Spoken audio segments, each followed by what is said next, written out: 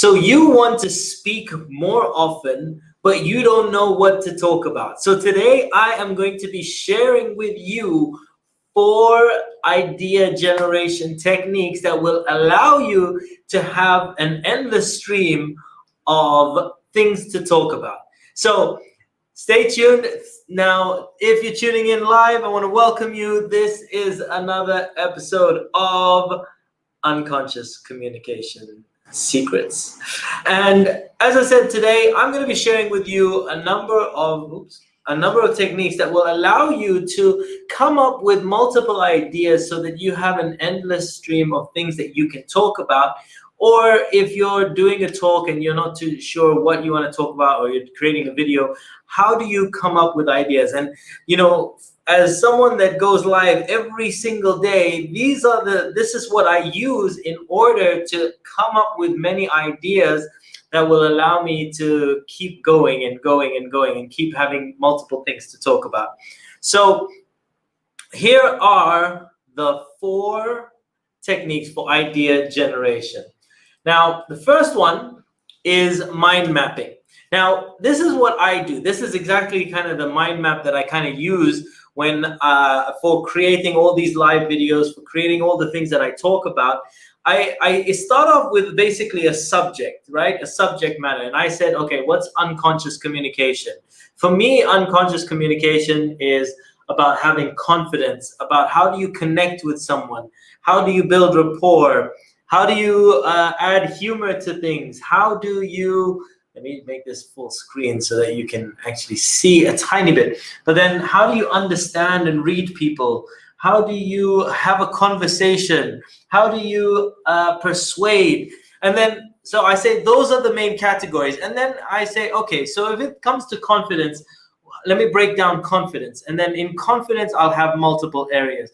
When it comes to conversation, I'll have multiple areas that I can talk about. So basically, I create this mind map, and every one of these can be a video. When I talk about the overall, that can be a video. When I talk about confidence, just having confidence, and then I talk about all the multiple areas in confidence, that can be one overall video. And then I can go into each one and create a video on each of these things. But you start off with a mind map, and you just start off by saying, okay, my subject is knitting, for example. I wish I didn't pick knitting because I have no idea about knitting. But let's say my subject is knitting. And then I can say, okay, what is involved in knitting? Well, where can I buy material from? What material is good to knit? What are the tools? What are the techniques? And, like each of these, and then I can break down each of those into multiple areas. I'm not going to go and continue with the knitting example because I don't know much about knitting, and I'm going to eventually offend a hardcore knitter. One of you hardcore knitters out there is going to be like, he validated the sanctuary of my knitting world, and I apologize for that in advance. Another thing that you can do is, if you're looking for things to talk about, you have a talk that you're going to do, is find out what people are already talking about. Like you can, so you can go, this is a website that I use occasionally. I go to Alltop, I think it's alltop.com, but basically it houses the internet's most trending stories at the moment, what's popular online at the moment. And you can go and read a few articles, and then literally, if it's something that you know about, then talk through an article that someone has written but that you know about. And so you like if you've watched a few of my videos recently, like a couple of them, sometimes I'll find an article that resonates with something that I believe in and something that I talk about, and I will just talk through the article. I'll say, this article talks through 5 things that you need in order to stop overthinking yourself. And they've listed 5 things, and I basically go in and look at their 5 things and say, yep, this one I agree with. In fact, this is what happened to me for point number 1. Point number 2, I agree with it. This is what happened to me.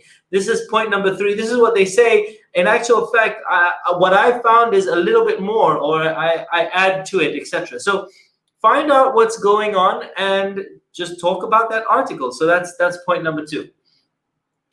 Point number 3 is find out what people want or need. Like ask people. If you saw my my episode was like my 100th episode, I basically got loads of questions from different people, and I said, what is a burning question that you have, and then I prepared content around it. So what do people want or need, and then just talk about that, right? Ask the question, what is your biggest pain point? What is your biggest pain point in this area that I know about? And then you can find out and talk about that. Another thing is that you can list a bunch of major events in your life. Like talk about, so just have a story file of big things that have happened in your life, small things that have happened in your life, some of the challenges that have happened in your life. So I'll give you a very quick example. Oops, sorry, let me go back. I'll give you a very quick example. This is actually one of, I keep a file and I list all the things that have happened to me that are major, or that could become stories, that could become lessons, that could become anything. And I've got like a whole bunch over here. The day that my daughter was born, when I became an NLP practitioner, when my mother-in-law was diagnosed with cancer, when I became a hypnotherapist. Some of them are really good, like buying my dream car. Some of them are really bad, when people passed away. Some of them are when I moved to Abu Dhabi, the day when the circumstances around that. But then, some of them are like big challenges. Like there are big stories in every challenge that you've had.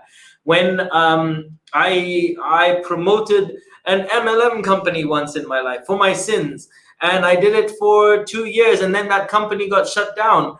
I felt so bad. I mean, it broke me. That is one of those things that's in there. But I realized that no one could take away the skills that I'd learned. What lessons do you come from those things? So I've got a couple of the highlighted over here. Toastmasters. I froze on stage at a competition. It was a very hard time. Every hard thing that's happened to me in my life, I've put on there, because typically the hard parts of our lives are where the biggest lessons come, the biggest things that we can share, the biggest stories that we can have. And when you so if you think that, oh my God,